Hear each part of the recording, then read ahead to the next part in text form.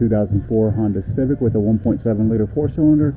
Customers complaining of the oil light flashing on and off at intermittent times.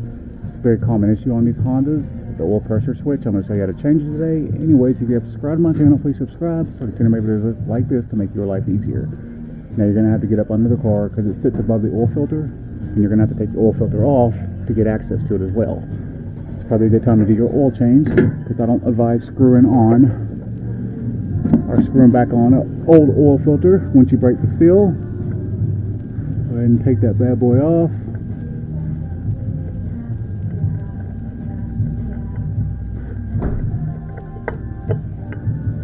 Alright. Let me get my light up there. It is right above the threads right there.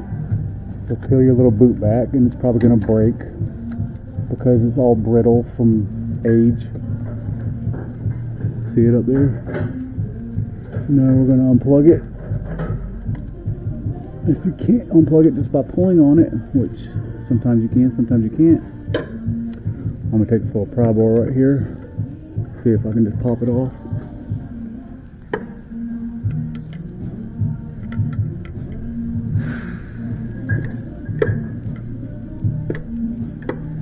Just like that.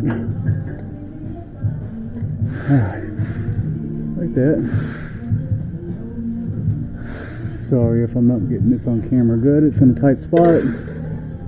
Now take you a 24mm socket. I got this 1/2" one right here with a 3/8 reducer.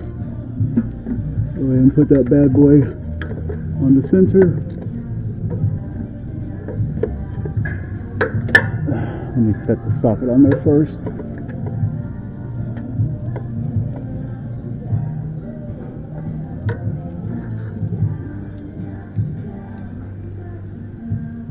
So that socket's a little too long. Sorry about that. See if I can get a wrench on it instead. The intake is in the way. I can probably get a shallow one. I don't think I have a shallow 24, and if I do, I'm not going to sit here for an hour looking for it. That's a 27. So, sorry about that.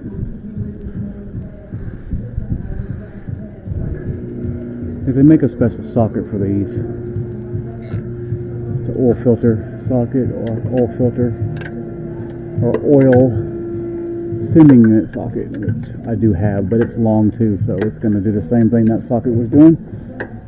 I'm just trying to show you all an easier way to do this without having to spend money on another tool.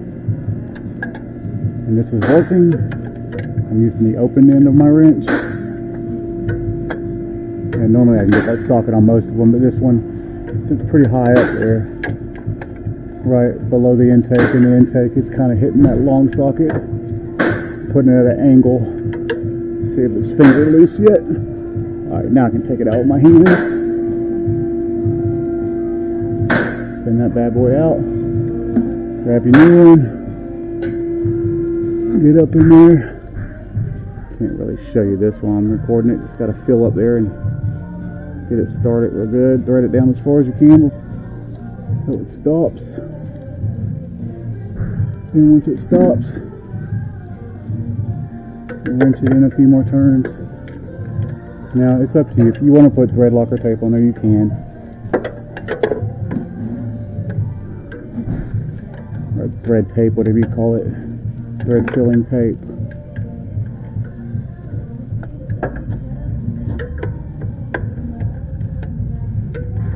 And just turn it until it feels nice and snug.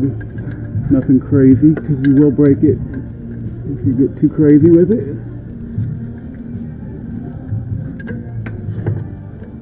Try to get my light up in there for y'all.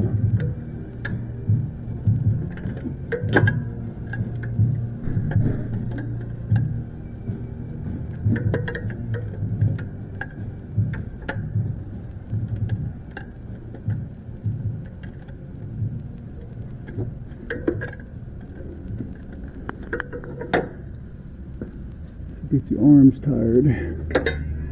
Let's see if I can tell a better look here. This headlamp Sometimes it don't point very well in the direction I need to go.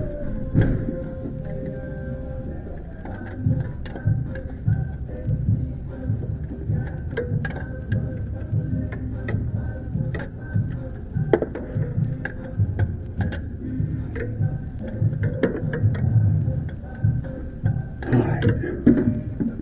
Just till it feels snug. And then come over here, found your plug, wherever that went.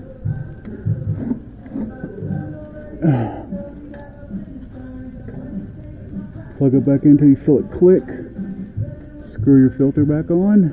Put oil in the car, probably a quarter of a quart you lose when you do that. Unless you're changing the oil, then I think it's 4 quarts. Like I said, it's a good time to change it. Even if you don't change the oil, at least change the filter. So, anyways, hope you like this video. There's no reset procedure. It should reset itself as long as the sensor's good and it sees pressure. So, sorry I couldn't get y'all a good look at it. I did the best I could with the tight spot that it's in. So, hopefully y'all found this video informative. Y'all have a good day. Please check like. Please subscribe. Peace out, YouTube.